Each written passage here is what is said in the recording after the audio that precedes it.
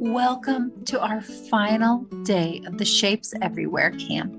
Welcome to day 5, which are stacks of shapes. Let's start with a page or two from our book. Some shapes in the city are dazzling rectangles.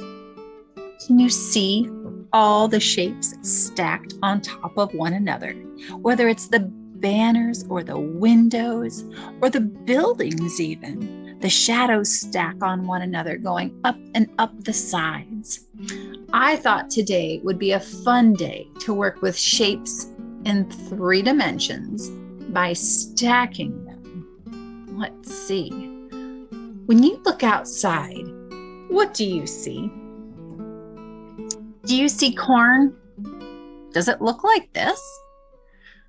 One of my favorite local artists is Dale Merrell.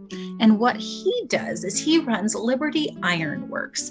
And he literally has to stack shapes of iron and metal on top of one another and then weld it together to keep it in place. So something that's interesting about a lot of Dale's work is that it also kind of looks like things in nature. So here's an example of a stack of shapes. Some of them move, like the one on the left. Some of them are very brightly colored and more abstract, like the one in the middle. And some look like they could get up and walk right away. Do you see how the shapes work together in these sculptures? Do you see how they're stacked, maybe some one on top of or around one another? I think it's time to get out your sketchbook and start experimenting with stacking shapes. Maybe your first drawing could be stacking rectangles, however that looks. Maybe it'll turn out looking like a building. Maybe it will look like a brick wall. Maybe it will look like none of those things at all.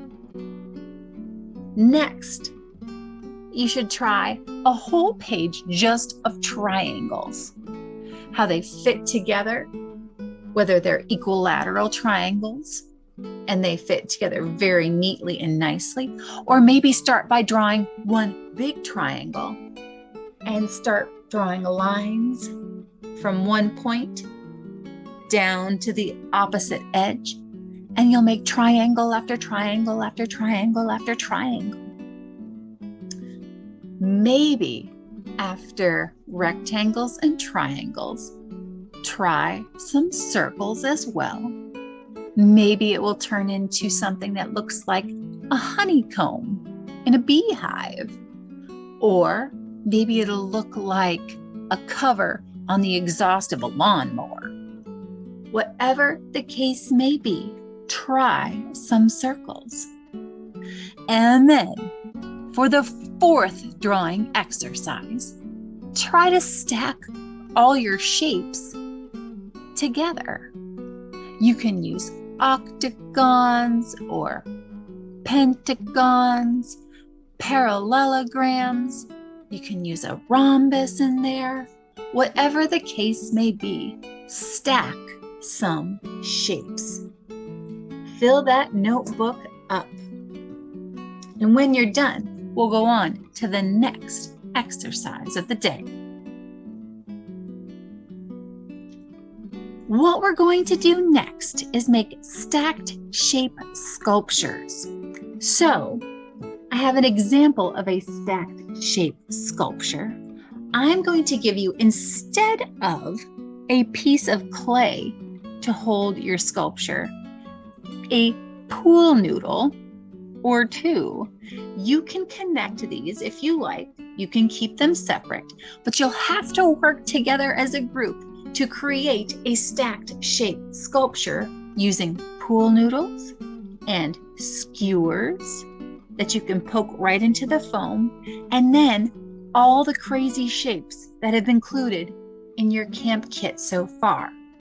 You can cut and paste and twirl and whirl and make anything you want to slide on top of that skewer to create your stacked shaped sculpture. You can also gather things around from either outside, if you want to include leaves or flower petals, or if you want to grab some junk from the junk drawer, as long as it's okay with your grown-ups.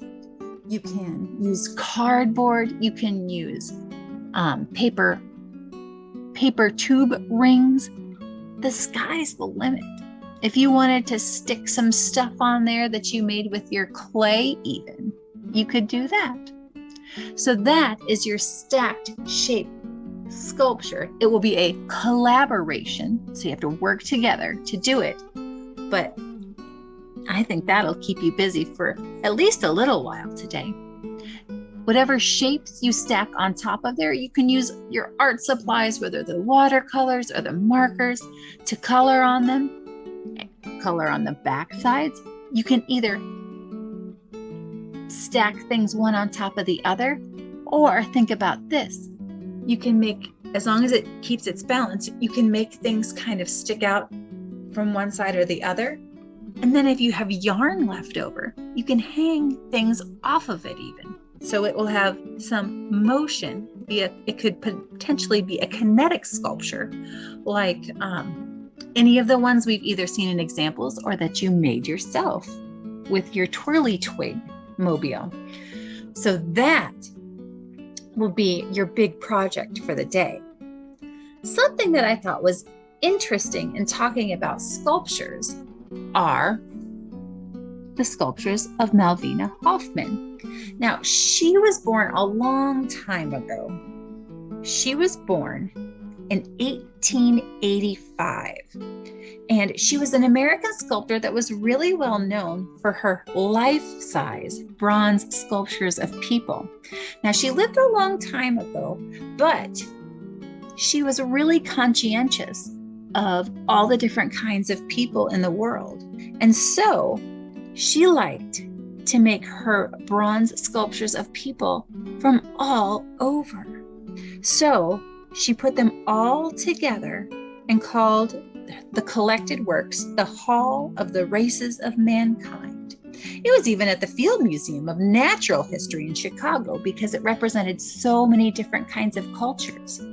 Now, something that's interesting is that for when she was born, it wasn't often seen a woman working with hot metal and things like bronze. And she was so good at what she did that she published a work on the historical and technical aspects of bronze casting. And that was in 1939. That was a really long time ago. But she was an expert in her field at a pretty young age, so it seems. Something that I think is interesting is that when you look at these faces, you can still see some shapes in the features, whether it's round eyes or, pointed ears. And it occurred to me that sculpting a face is kind of like stacking shapes. So before you're done with your sketchbook for the day, I was thinking it might be interesting to make some faces out of shapes. I noticed today when I was drawing a robot that its face was made up of a lot of different shapes, very definite shapes. What will your face look like when you draw it? What about the others? I would like to know. You can send me pictures of anything you make, and I would be delighted to see them. I hope that you enjoyed the last day of our art camp. I hope you enjoyed the whole thing overall. I hope that you'll come and see us again real soon at the Cedar Rapids Public Library. We really appreciate you. Thanks so much for joining us.